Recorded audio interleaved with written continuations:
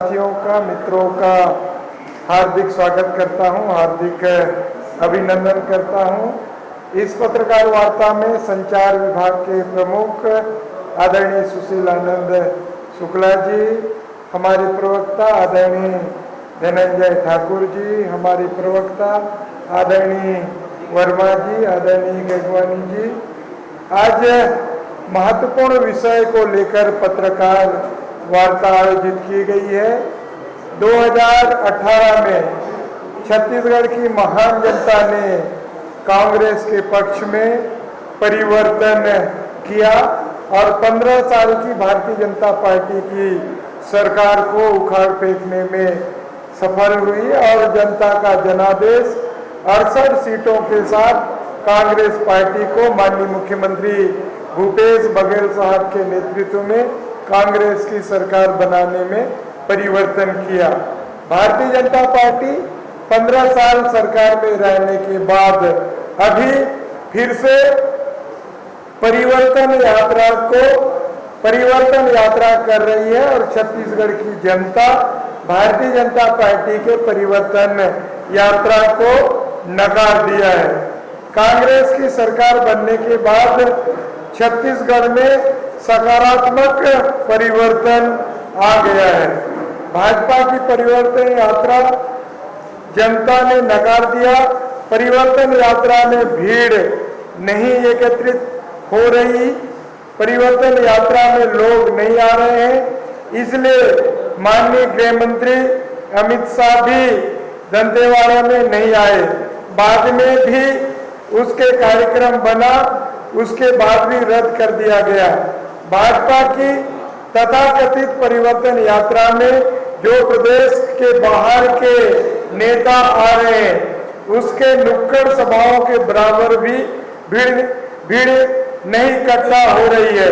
तमाम कोशिशों लाखों रुपए खर्च करने के बाद भाजपा की परिवर्तन यात्रा फ्लॉप हो गई।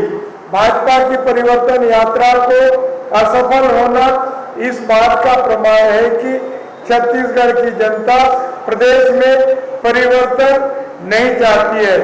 भाजपा के परिवर्तन यात्रा में 15 दिन में प्रधानमंत्री से लेकर दर्जनों केंद्रीय मंत्री आए और चले गए। इनके आने से छत्तीसगढ़ की जनता को क्या मिला? भाजपा के राजनीतिक यात्रा में सरकारी खर्चे और सुख सुविधा विलासिता उपभोग कर आए केंद्रीय मंत्रियों ने सिर्फ भाजपा का प्रचार प्रसार किया।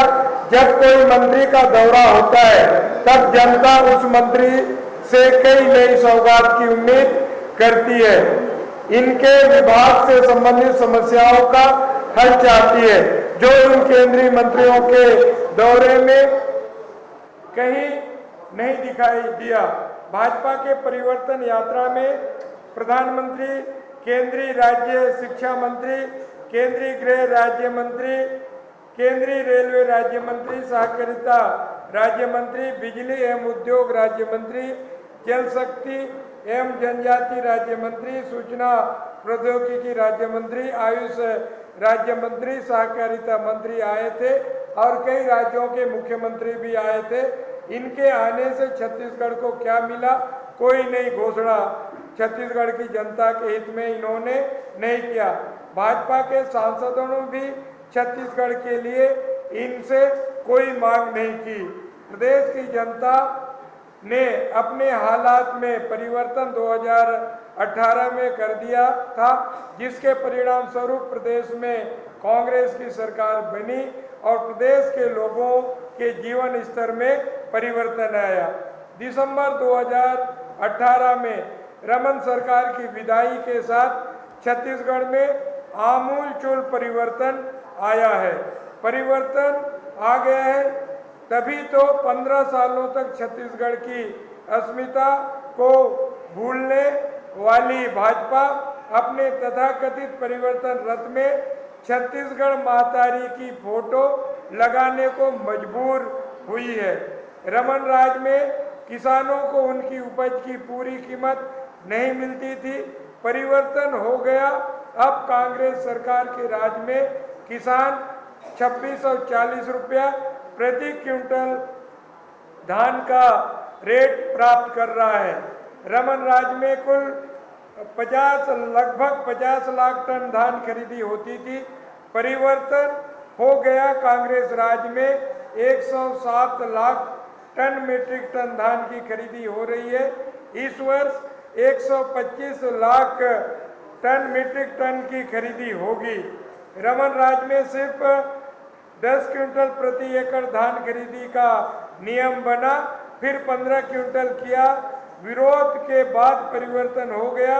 भूपेश सरकार प्रति एकड़ 20 क्विंटल धान खरीदी करेगी। भाजपा के राज में किसान कर्ज के कारण आत्महत्या करते थे। परिवर्तन हो गया। भूपेश राज में 20 लाख किसानों का लगभग 10,000 करोड़ का कर्ज माफ हो गया। किसान खुशहाल हो गया। भाजपा के रमन सरकार के समय राज्य में बेरोजगारी दर 22% थी, उसमें परिवर्तन हो गया। भूपेश राज में 0.5% रह गई है। रमन राज में सरकारी नौकरियों में भर्तियां बंद थी। परिवर्तन हुआ। भूपेश सरकार में पिछले 5 सालों में लगभग 1 लाख सरकारी नौकरियों में युवकों की भर्ती किया गया। 5 लाख युवाओं को रोजगार दिया गया। भाजपा के राज में छत्तीसगढ़ के लोग महंगी बिजली खरीदने को मजबूर थे। कांग्रेस के राज में 400 यूनिट तक बिजली के दाम। For more news updates, do subscribe, like, share and comment. Clipper 28